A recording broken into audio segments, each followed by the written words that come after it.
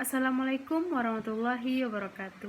Perkenalkan, nama saya Suci Anissa dengan NIM 1901113370.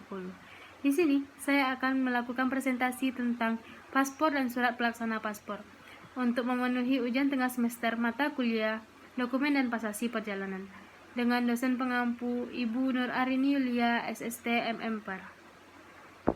Baiklah, pertama-tama di sini ada paspor. Saya akan menjelaskan sedikit tentang paspor. Pertama, ada definisi paspor. Paspor adalah dokumen yang dikeluarkan oleh pejabat yang berwenang dari suatu negara yang memuat identitas pemegangnya yang berlaku untuk melakukan perjalanan antar negara. Paspor harus ditunjukkan ketika memasuki perbatasan suatu negara. Meskipun di beberapa negara ada perjanjian di mana warga negara tertentu dapat memasuki negara lain dengan dokumen selain paspor. Paspor akan diberi cap atau stempel atau disegel dengan visa yang dilakukan oleh petugas imigrasi dengan tempat kedatangan. Sampai saat ini, di Indonesia ada 6 jenis paspor yang digunakan sesuai dengan kebutuhan masing-masing. Baiklah, saya akan mengulas 3 jenis paspor yang paling populer. Pertama, di sini ada paspor biasa. Paspor ini biasanya jenis ini diterbitkan untuk perjalanan reguler. Di Indonesia, paspor jenis ini diberi sampul berwarna hijau yang dikeluarkan oleh Ditjen Keimigrasian, Departemen Hukum dan Hak Asasi Manusia. Yang kedua, di sini ada paspor diplomatik. Diterbitkan guna mengidentifikasi perwakilan diplomatik dari suatu negara. Karena itu, pemegang paspor ini memiliki beberapa kemudahan dalam melakukan dan kekebalan di negara suatu tempat mereka bertugas. Yang ketiga, ada paspor dinas. Paspor ini diterbitkan untuk kalangan teknisi dan petugas administrasi dari suatu misi diplomatik seperti kedutaan dan konsulat ataupun bagi pegawai negeri atau pemerintah yang sedang melaksanakan tugas ke luar negeri. Selanjutnya, di sini saya akan menjelaskan cara pembuatan paspor. Yang pertama, pendaftaran antrian online melalui aplikasi paspor online. Yang kedua, dapat membawa kode booking ke kantor imigrasi. Yang ketiga, petugas pengecek persyaratan dokumen.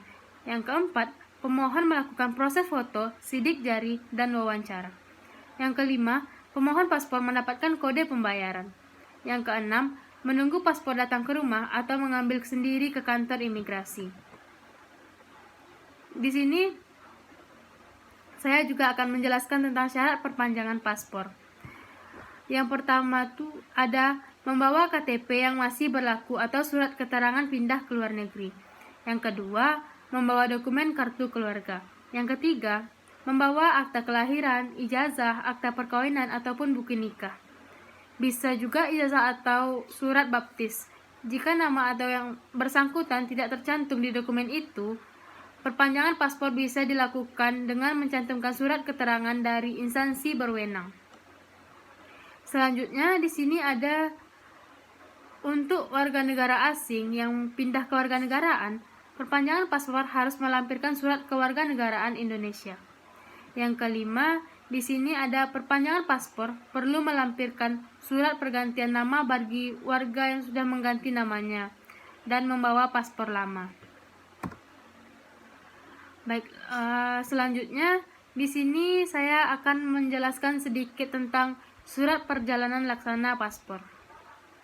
Nah, surat perjalanan laksana paspor adalah untuk warga negara Indonesia diberikan bagi warga negara Indonesia dalam keadaan tertentu. Jika paspor biasa tidak dapat diberikan dalam rangka pemulangan ke Indonesia karena yang bersangkutan berada di suatu negara ilegal tanpa dilengkapi surat perjalanan Republik Indonesia. Surat perjalanan laksana paspor adalah dokumen pengganti paspor. Surat ini kerap digunakan untuk proses pemulangan warga negara Indonesia ke Indonesia.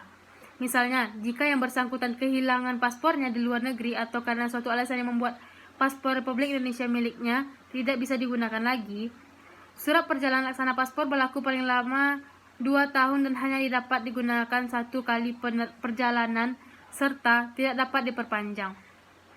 Oleh karena itu, Ahmad menyarankan warga negara Indonesia yang mengajukan SPLP di luar negeri serta pulang ke Indonesia dan mengurus paspor barunya.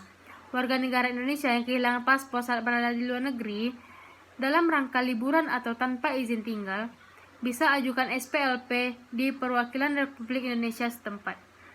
Pemohon dapat membawa surat keterangan kepolisian, salinan paspor yang hilang, bukti tempat tinggal misalnya pemesanan hotel atau perjanjian sewa, serta EKTP atau SIM Indonesia. Setelah kepulangan ke Indonesia, warga negara dapat membuat paspor baru di kantor imigrasi dengan melalui prosedur berita acara pemeriksaan atau BAP. Dokumen yang perlu dipersiapkan yakni surat keterangan kepolisian, EKTP, dan kartu keluarga. Pemohon juga diwajibkan membayar biaya denda senilai 1 juta rupiah. Usai proses BAP, barulah pemohon dapat memproses paspor barunya. Biaya pembuatan paspor yakni Rp350.000. Sedangkan paspor elektronik sebesar Rp600.000. Baiklah, sekian penjelasan tentang paspor dan surat pelaksana paspor dari saya. Saya sudahi. Assalamualaikum warahmatullahi wabarakatuh.